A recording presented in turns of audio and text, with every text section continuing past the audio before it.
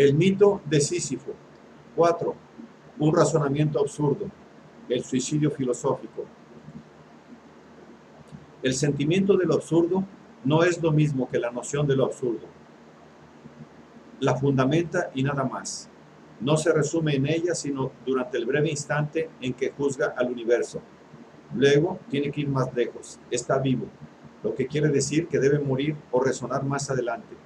Lo mismo sucede con los temas que hemos reunido. Pero lo que me interesa también a este respecto no son las obras o los pensadores, cuya crítica exigiría otra forma y otro lugar, sino el descubrimiento de lo que hay de común en sus conclusiones. Nunca ha habido, quizás, espíritus tan diferentes. No obstante, reconocemos como idénticos los paisajes espirituales en los que se mueven. Así también, a través de ciencias tan diferentes, el grito que termina su itinerario resuena de la misma manera. Se advierte que hay un clima común a los pensadores que se acaba de recordar. Decir que ese clima es mortífero es apenas jugar con las palabras. Vivir bajo este cielo asfixiante exige que se salga de él o que se permanezca en él. Se trata de saber cómo se sale de él en el primer caso y por qué se permanece en él en el segundo. Yo defino así el problema del suicidio y el interés que se puede conceder a las conclusiones de la filosofía existencial. Antes, quiero desviarme un instante del camino recto. Hasta ahora hemos podido circunscribir lo absurdo por la parte exterior. Puede uno preguntarse, no obstante, ¿qué es lo que contiene de claro esta noción y tratar de volver a encontrar, mediante el análisis directo, su significación por una parte y por la otra las consecuencias que implica? Si acuso a un inocente de un crimen monstruoso, si le digo a un hombre virtuoso que ha codiciado a su propia hermana, me responderá que eso es absurdo. Esta indignación tiene su lado cómico, pero también su razón profunda. El hombre virtuoso ilustra con esa réplica la antinomia definitiva que existe entre el acto que yo le atribuyo y los principios de toda su vida. Es absurdo, quiere decir es imposible, pero también es contradictorio. Si veo a un hombre atacar con arma blanca a un grupo de ametralladoras, juzgaré que su acto es absurdo, pero no lo es sino en virtud de la desproporción que existe entre su intención y la realidad que le espera, de la contradicción que puedo advertir entre sus fuerzas reales y el fin que se propone. Del mismo modo, estimaremos que un veredicto es absurdo oponiéndolo al veredicto que, al parecer, imponían los hechos. Del mismo modo, también una demostración por lo absurdo se efectúa comparando las consecuencias de este razonamiento con la realidad lógica que se quiere instaurar. En todos estos casos, desde el más sencillo hasta el más complejo, la absurdidad será tanto más grande cuanto mayor sea la diferencia entre los términos de mi comparación. Hay casamientos, desafíos, rencores, silencios, guerras y también paces absurdos. En cada uno de estos casos, la absurdidad nace de una comparación. Por lo tanto, tengo razón al decir que la sensación de la absurdidad no nace del simple examen de un hecho o de una impresión, sino que surge de la comparación entre un estado de hecho y cierta realidad, entre una acción y el mundo que la supera. Lo absurdo es esencialmente un divorcio. No está ni en uno ni en otro de los elementos comparados. Nace de su confrontación. En el plano de la inteligencia puedo decir, por lo tanto, que lo absurdo no está en el hombre, si semejante metáfora pudiera tener un sentido, ni en el mundo, sino en su presencia común. Es por el momento el único lazo que los une. Si quiero limitarme a las evidencias, sé lo que quiere el hombre, sé lo que ofrece el mundo, y ahora puedo decir que sé también lo que los une. No necesito ahondar más. Una sola certidumbre basta para quien busca. Se trata solamente de sacar de ella todas sus consecuencias. La consecuencia inmediata es al mismo tiempo una regla de método. La singular Trinidad que se pone así de manifiesto, nada tiene de una América descubierta de pronto. Pero tiene en común con los datos de la experiencia que es a la vez infinitamente sencilla e infinitamente complicada. La primera de sus características a este respecto es que no puede dividirse. Destruir uno de sus términos es destruirla por completo. No puede haber absurdo fuera de un espíritu humano. Así, lo absurdo termina, como todas las cosas, con la muerte. Pero tampoco puede haber absurdo fuera de este mundo. Y con este criterio elemental, juzgo que la noción de lo absurdo es esencial y puede figurar como la primera de mis verdades. Aquí aparece la regla de método evocada anteriormente. Si juzgo que una cosa es cierta, debo preservarla. Si me ocupo en hallar la solución de un problema, por lo menos no debo escamotear con esta solución misma uno de los términos del problema. El único dato es para mí lo absurdo. El problema consiste en saber cómo se puede salir de él, si el suicidio debe deducirse de ese absurdo. La primera, y en el fondo, la única condición de mis investigaciones es la de preservar aquello que me abruma y respetar, en consecuencia, lo que juzgo esencial en él. Acabo de definirlo como una confrontación y una lucha sin tregua. Y llevando hasta su término esta lógica absurda, debo reconocer que esta lucha supone la ausencia total de esperanza, que nada tiene que ver con la desesperación, el rechazo continuo, que no se debe confundir con la renunciación y la insatisfacción consciente, que no se debería confundir tampoco con la inquietud juvenil. Todo lo que destruye, escamotea o utiliza estas exigencias, y en primer lugar el consentimiento que destruye el divorcio, arruina lo absurdo y desvaloriza la actitud que se puede proponer entonces. Lo absurdo no tiene sentido, sino en la medida en que no se le consiente. Existe un hecho evidente que parece enteramente moral. Un hombre es siempre presa de sus verdades.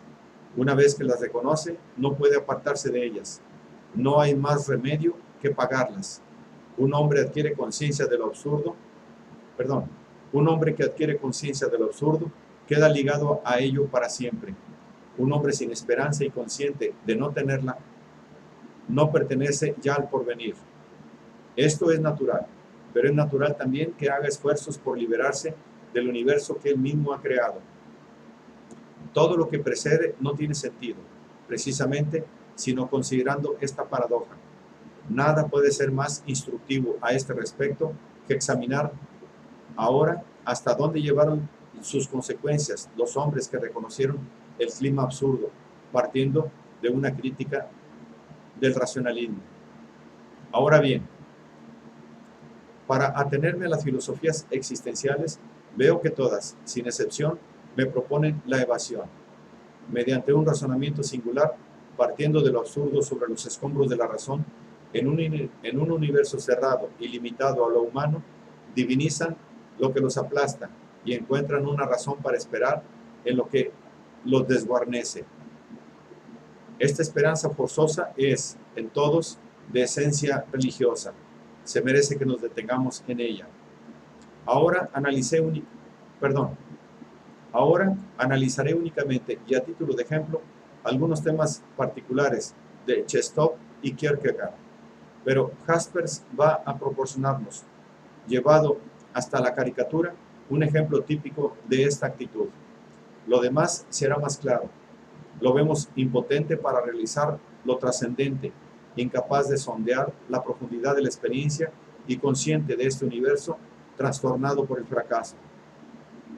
Va a progresar, o por lo menos a sacar las conclusiones de este fracaso.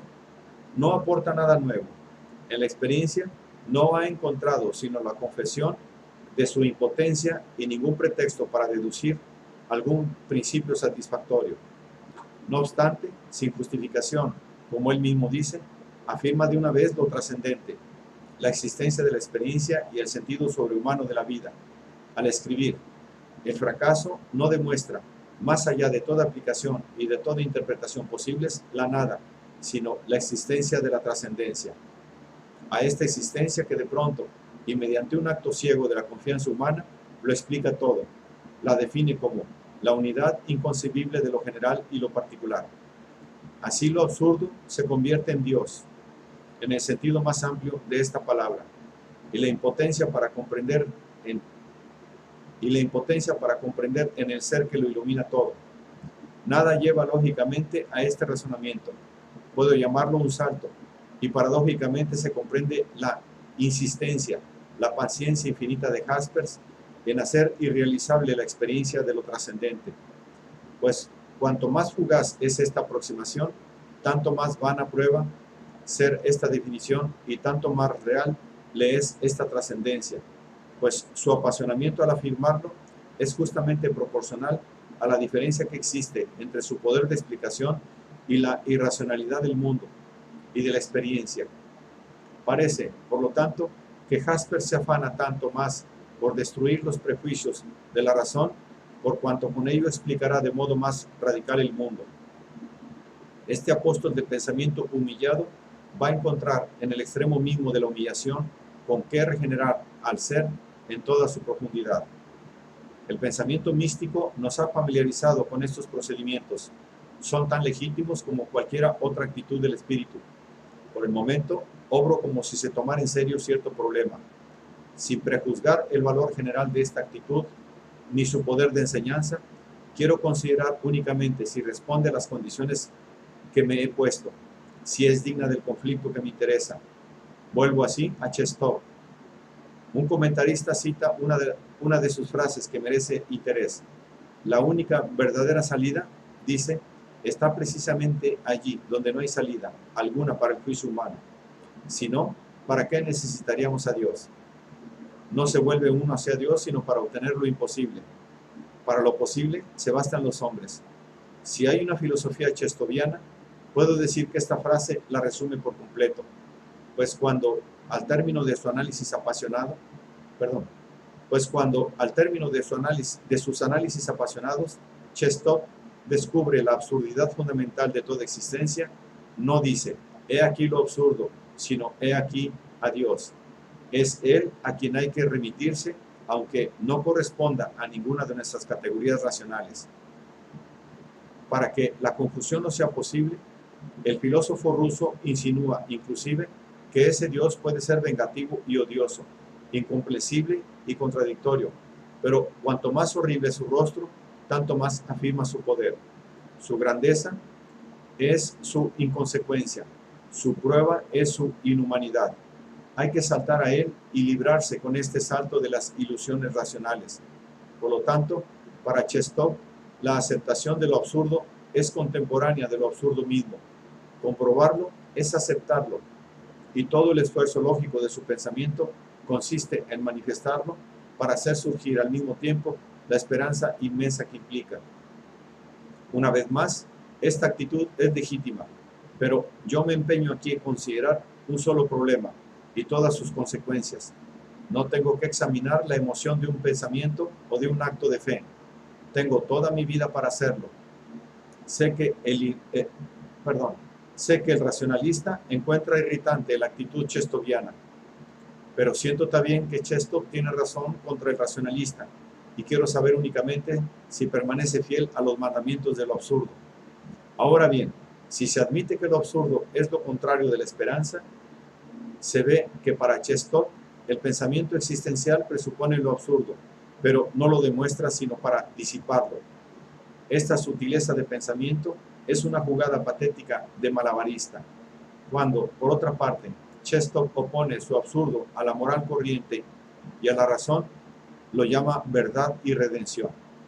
Hay, por lo tanto, en la base y en esta definición de lo absurdo, una aprobación que Chestov le aporta. Si se reconoce que toda la fuerza de esta noción reside en la manera de chocar con nuestras esperanzas elementales, si se tiene la sensación de que lo absurdo exige, para seguir existiendo, que no se consienta en él, se ve claramente que ha perdido su verdadero rostro, su carácter humano y relativo, para entrar en una eternidad a la vez incomprensible y satisfactoria. Si hay absurdo, lo hay en el universo del hombre. Desde el instante en que su noción se transforma en trampolín para la eternidad, ya no está ligada a la lucidez humana. Lo absurdo no es ya esa evidencia que el hombre comprueba sin consentir en ella. Se elude la lucha. El hombre integra lo absurdo y en esta comunión hace desaparecer su característica esencial. que es oposición, desgarramiento y divorcio. Este salto es un escape. Chestov, quien cita tan de buena gana la frase de Hamlet, "The time is out of joint", la escribe con una especie de esperanza feroz que se le puede atribuir muy particularmente. Pero no es así como la pronuncia Hamlet o como la escribe Shakespeare. La embriaguez de lo irracional y la vocación del éxtasis desvían de lo absurdo a un espíritu clarividente. Para Chestov, la razón es vana, pero hay algo más allá de la razón. Para un espíritu absurdo, la razón es vana y no hay nada más allá de la razón. Este salto puede, por lo menos, aclararnos un poco más la naturaleza verdadera de lo absurdo. Sabemos que no vale sino en un equilibrio, pero se halla, ante todo, en la comparación y no en los términos de esta comparación. Pero Chestov, precisamente, hace recaer todo el peso sobre uno de los términos y destruye el equilibrio. Nuestro deseo de comprender, nuestra nostalgia de absoluto, no se explican sino en la medida en que, justamente, podemos comprender y explicar muchas cosas. Es inútil negar absolutamente la razón. Tiene su orden en el cual es eficaz. Ese orden es, precisamente, la de la experiencia humana. De ahí que queramos aclararlo todo. Si no podemos hacerlo, si lo absurdo nace en esa ocasión, es justamente del choque de esta razón eficaz pero limitada y de lo irracional, que renace siempre. Ahora bien, cuando Chestov se irrita contra una proposición hegeliana, como los movimientos del sistema solar se efectúan de acuerdo con leyes inmutables y estas leyes son su razón, cuando emplea todo su apasionamiento para dislocar el racionalismo spinoziano y va a parar justamente a la vanidad de toda razón y de allí, mediante un rodeo natural e ilegítimo, a la preeminencia de lo irracional. Pero el paso no es evidente, pues pueden intervenir en ello las nociones de límite y de plan. Las leyes de la naturaleza pueden ser valederas hasta cierto límite, pasando el cual se vuelven contra sí mismas para dar nacimiento a lo absurdo, o también pueden justificarse en el plano de la descripción sin ser por ello ciertas en el de la explicación. Todo se sacrifica aquí a lo irracional y, como la exigencia de claridad es escamoteada, lo absurdo desaparece con uno de los términos de su composición. El hombre absurdo, por el contrario, no realiza esta nivelación. Reconoce la lucha, no desprecia absolutamente la razón y admite lo irracional. Abarca así con la mirada todos los datos de la experiencia y está poco dispuesto a saltar antes de saber. Sabe solamente que en esta conciencia atenta no hay ya lugar para la esperanza. Lo que es perceptible en León Chestov lo será también más quizá en Kierkegaard. Ciertamente es difícil separar proposiciones claras en un autor tan inasible, mas a pesar de los escritos aparentemente opuestos, por encima de los seudónimos, de los juegos y de las sonrisas, se siente que a lo largo de esta obra aparece como el presentimiento, al mismo tiempo que la aprehensión, de una verdad que termina estallando en las últimas obras. También Kierkegaard da el salto. El cristianismo que le asustaba tanto en su infancia recobra finalmente su rostro más duro. Para él también la antinomia y la paradoja se convierten en criterios de lo religioso. Así, aquello mismo que hacía desesperar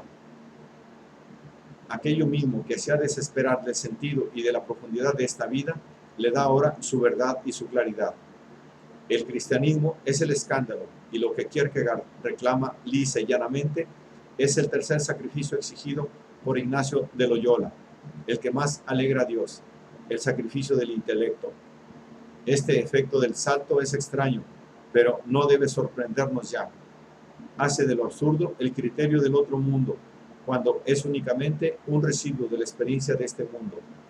En su fracaso, dice Kierkegaard, el creyente encuentra su triunfo. No tengo por qué preguntarme con qué predicción conmovedora se relaciona esta actitud. Lo único que tengo que preguntarme es si el espectáculo del absurdo y su carácter propio lo legitiman. A este respecto, sé que no es así. Si se considera de nuevo el contenido de lo absurdo, se comprende mejor el método que inspira a Kierkegaard. No mantiene el equilibrio entre lo irracional del mundo y la nostalgia rebelde del absurdo. No respeta la relación que constituye, propiamente hablando, el sentido de la absurdidad. Seguro de no poder eludir lo irracional, quiere, por lo menos, salvarse de esta nostalgia desesperada que le parece estéril y sin alcance. Pero si bien puede tener razón sobre este punto en su juicio, no puede tenerla igualmente en su negación. Si reemplaza su grito de rebelión por una adhesión frenética, se ve obligado a ignorar lo absurdo que le iluminaba hasta entonces y a divinizar la única certidumbre que tendrá en adelante, lo irracional. Lo importante, decía el abate Galliani a Madame d'Épinay, no es curarse, sino vivir con sus enfermedades. Kierkegaard quiere curarse. Curarse es su deseo frenético, el que circula por todo su diario. Todo el esfuerzo de su inteligencia tiene por objeto eludir la antinomia de la condición humana. Es un esfuerzo tanto más desesperado cuanto que advierte de vez en cuando su inutilidad. Por ejemplo, cuando habla de él como si ni el temor de Dios ni la piedad fuesen capaces de darle la paz. Así, mediante un subterfugio torturado, da a lo irracional el rostro de lo absurdo y a su Dios los atributos. Injusto, inconsecuente e incomprensible. Solo la inteligencia trata de ahogar en él la reivindicación profunda del corazón humano. Puesto que nada está probado, todo puede ser probado. Es el propio Kierkegaard quien nos revela el camino seguido. No quiere sugerir nada ahora, pero ¿cómo es posible no leer en sus obras los signos de una mutilación casi voluntaria del alma frente a la mutilación consentida sobre lo absurdo? Es el leitmotiv del diario. Lo que me ha faltado es la bestia, que también forma parte del destino humano, pero dadme un cuerpo, y más adelante, sobre todo en mi primera juventud, ¿qué no hubiese dado por ser hombre? Aunque hubiese sido durante 6 meses. Lo que me falta, en el fondo, es un cuerpo y las condiciones físicas de la existencia. Sin embargo, el mismo hombre hace suyo en otra parte el gran grito de esperanza que ha atravesado tantos siglos y animado tantos corazones, salvo el del hombre absurdo. Pero para el cristiano, la muerte no es en modo alguno el final de todo e implica infinitamente más esperanza que la vida, aunque sea esta desbordante de salud y de fuerza. La reconciliación mediante el escándalo es también reconciliación. Permite quizá, como se ve, extraer la esperanza de su contraria, que es la muerte. Pero aunque la simpatía haga inclinarse hacia esa actitud, hay que decir, no obstante, que la desmesura no justifica nada. Sobrepasa, se dice, la medida humana y en consecuencia es necesario que sea sobrehumana. Pero en consecuencia, está de más. No hay en esto certidumbre lógica, tampoco hay probabilidad experimental. Todo lo que puedo decir es que en efecto sobrepasa mi medida. Si no deduzco de ello una negación, por lo menos no quiero fundamentar nada en lo incomprensible. Quiero saber si puedo vivir con lo que sé y con eso solamente. Me dicen también que la inteligencia debe sacrificar su orgullo y la razón debe inclinarse. Pero si reconozco los límites de la razón, no la niego por ello, pues reconozco sus poderes relativos. Yo quiero solamente mantenerme en este camino medio, en el que la inteligencia puede seguir siendo clara. Si en esto consiste su orgullo, no veo motivo suficiente para renunciar a él. Nada más profundo, por ejemplo, que la opinión de Kierkegaard de que la desesperación no es un hecho, sino un estado, el estado mismo del pecado, pues el pecado es lo que aleja de Dios. Lo absurdo, que es el estado metafísico del hombre consciente, no lleva a Dios. Quizá se aclare esta noción si aventuro esta enormidad. Lo absurdo es el pecado sin Dios. Se trata de vivir en ese estado del absurdo. Sé sobre qué están fundados este espíritu y este mundo, apuntalados el uno en el otro, sin poder abrazarse. Pido la regla de la vida de ese estado, y lo que me proponen no tiene en cuenta el fundamento, niega uno de los términos de la oposición dolorosa, me impone una renuncia. Pregunto si trae aparejada la condición que reconozco como mía. Sé que esta implica la oscuridad y la ignorancia, y me aseguran que esta ignorancia lo explica todo, y que esta oscuridad es mi luz. Pero no se contesta a mi intención, y ese lirismo exaltante no puede ocultarme la paradoja. Por lo tanto, hay que desviarse. Kierkegaard puede gritar y advertir: si el hombre no tuviese una conciencia eterna, si en el fondo de todas las cosas no hubiese sino un poder salvaje e hirviente que produce todas las cosas, lo grande y lo fútil, en el torbellino de oscuras pasiones, si el vacío sin fondo, que nada puede llenar, se ocultase bajo las cosas, ¿qué sería la vida sino desesperación? Este grito no puede detener al hombre absurdo. Buscar lo que es verdadero no es buscar lo que es deseable. Si para escapar a la pregunta angustiada, ¿qué sería la vida?, hay que alimentarse como el asno de las rosas de la ilusión, más bien que resignarse a la mentira. El espíritu absurdo prefiere adoptar sin temblar la respuesta de Kierkegaard: la desesperación. Considerándolo bien todo, un alma decidida saldrá siempre del paso. Me tomo la libertad de llamar aquí suicidio filosófico a la actitud existencial, pero esto no implica un juicio. De una manera cómoda, es una manera cómoda de designar el movimiento por el cual un pensamiento se niega a sí mismo y tiende a superarse a sí mismo en lo que constituye su negación. La negación es el Dios de los existencialistas. Exactamente ese Dios solo se sostiene gracias a la negación de la razón humana. Pero lo mismo que los suicidios, los dioses cambian con los hombres. Hay muchas maneras de saltar, pero lo esencial es saltar. Estas negaciones redentoras, estas contradicciones finales que niegan el obstáculo que no se ha saltado todavía, pueden nacer tanto. Tal es la paradoja que tiende este razonamiento, de cierta inspiración religiosa como del orden racional. Aspiran siempre a lo eterno, y en eso solamente es en lo que dan el salto.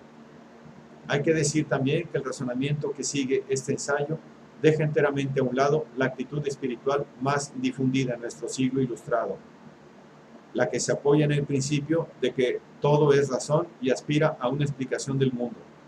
Es natural que se dé una explicación clara de él cuando se admite que debe ser claro. Esto es hasta legítimo, pero no interesa al razonamiento que seguimos ahora. En efecto, su finalidad es aclarar la manera de proceder del espíritu cuando, habiendo partido de una filosofía de la no significación del mundo, termina encontrándole un sentido y una profundidad. La más patética de esas maneras de proceder es de esencia religiosa. Se ilustra en el tema de lo irracional, pero la más paradójica y significativa es, desde luego, la que da sus razones razonadoras a un mundo que imaginaba al comienzo sin principio rector. En todo caso, no se podría llegar a las consecuencias que nos interesan sin haber dado una idea de esta nueva adquisición del espíritu de nostalgia. Examinaré solamente el tema de la intención, puesto de moda por Husserl y los fenomenólogos. Ya se ha aludido a él. Primitivamente, el método husserliano niega la manera de proceder clásica de la razón. Repitámoslo: pensar no es unificar, hacer familiar la apariencia bajo el rostro de un gran principio. Pensar es aprender de nuevo a ver, dirigir la propia conciencia, hacer de cada imagen un lugar privilegiado. Dicho de otro modo, la fenomenología se niega a explicar el mundo. Quiere ser solamente una descripción de lo vivido. Coincide con el pensamiento absurdo de su afirmación inicial de que no hay verdad, sino solamente verdades. Desde el viento de la tarde hasta esta mano que se apoya en mi hombro, cada cosa tiene su verdad. Es la conciencia la que la aclara con la atención que le presta. La conciencia no forma el objeto de su conocimiento, no hace sino fijar. Es el acto de atención y, para decirlo con una imagen bergsoniana, se parece al aparato de proyección que se fija de golpe sobre una imagen. La diferencia consiste en que no hay guión, sino una ilustración sucesiva e inconsecuente. En esta linterna mágica, todas las imágenes son privilegiadas. La conciencia pone en suspenso en la apariencia los objetos de su atención. Con su milagro los aísla. Están desde entonces fuera de todos los juicios. Esta intención es la que caracteriza la conciencia, pero la palabra no implica idea alguna de finalidad. Está tomada en su sentido de dirección. Solo tiene un valor topográfico. A primera vista parece que nada contradice al espíritu absurdo. Esta aparente modestia del pensamiento que se limita a describir lo que se niega a explicar, esta disciplina voluntaria de la que procede paradójicamente el enriquecimiento profundo de la experiencia y el renacimiento del mundo en su prolijidad, son maneras de proceder absurdas, por lo menos a primera vista, pues los métodos de pensamiento, en este caso como en otros, revisten siempre dos aspectos, uno psicológico y el otro metafísico. Con ellos ocultan dos verdades. Si el tema de la intencionalidad no pretende ilustrar, sino una actitud psicológica con la cual lo real sería agotado en vez de ser explicado, nada lo separa, en efecto, del espíritu absurdo. Aspira a enumerar lo que no puede trascender. Afirma solamente que en ausencia de todo principio de unidad, el pensamiento puede satisfacerse en la descripción y comprensión de cada rostro de la experiencia. La verdad de que se trata entonces para cada uno de estos rostros es de orden psicológico. Testimonia solamente el interés que puede presentar la realidad. Es una manera de despertar a un mundo soñoliento y de hacerlo viviente para el espíritu. Pero si se quiere extender y fundamentar racionalmente esta noción de verdad, si se pretende descubrir así la esencia de cada objeto del conocimiento, se restituye su profundidad a la experiencia. Para un espíritu absurdo, esto es incomprensible. Ahora bien, esta fluctuación entre la modestia y la seguridad es lo que se advierte en la actitud intencional, y este reflejo del pensamiento fenomenológico ilustrará mejor que cualquier otra cosa el razonamiento absurdo. Pues Husserl habla también de esencias extratemporales, que la intención pone así de manifiesto, y se cree oír a Platón. No se explican todas las cosas por una sola, sino por todas. No veo en ella diferencia. No veo en ello diferencia. Ciertamente, no se quiere que estas ideas o estas esencias que la conciencia efectúa al término de cada descripción sean modelos perfectos, pero se afirma que están directamente presentes en todo dato de percepción. No hay ya una sola idea que lo explique todo, sino una infinidad de esencias que dan un sentido a una infinidad de objetos. El mundo se inmoviliza, pero se aclara. El realismo platónico se hace intuitivo, pero sigue siendo realismo. Kierkegaard se abismaba en su Dios. Parménides precipitaba al pensamiento en lo uno, pero aquí el pensamiento se arroja a un politeísmo abstracto. Más aún, las alucinaciones y las ficciones forman parte de las esencias extratemporales. En el nuevo mundo de las ideas, la categoría de centauro colabora con la más modesta, de metropolitismo. Para el hombre absurdo había una verdad, al mismo tiempo que una amargura. En esta opinión puramente psicológica de que todos los rostros del mundo son privilegiados. Que todo sea privilegiado equivale a decir que todo es equivalente. Pero el aspecto metafísico de esta verdad lo lleva tan lejos que, en virtud de una reacción elemental, se siente quizá más cerca de Platón. Se le enseña, en efecto, que toda imagen supone una esencia igualmente privilegiada. En este mundo ideal sin jerarquía, el ejército formal se compone solamente de generales. Sin duda, había sido eliminada la trascendencia, pero un giro brusco del pensamiento vuelve a introducir en el mundo una especie de inmanencia fragmentaria que restituye su profundidad al universo. Debo temer que haya llevado demasiado lejos un tema manejado con más prudencia por sus creadores.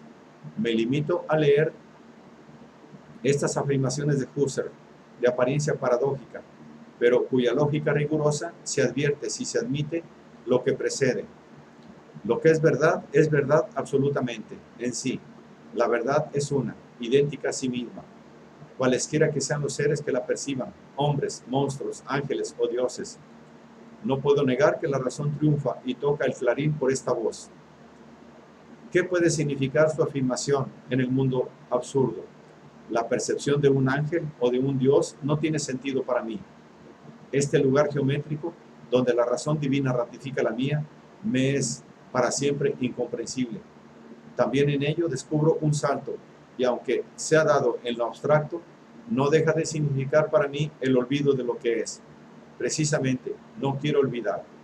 Cuando más adelante exclama Husserl, si todas las masas sometidas a la abstracción desapareciesen, la ley de la atracción no se vería destruida, pero quedaría simplemente sin aplicación posible.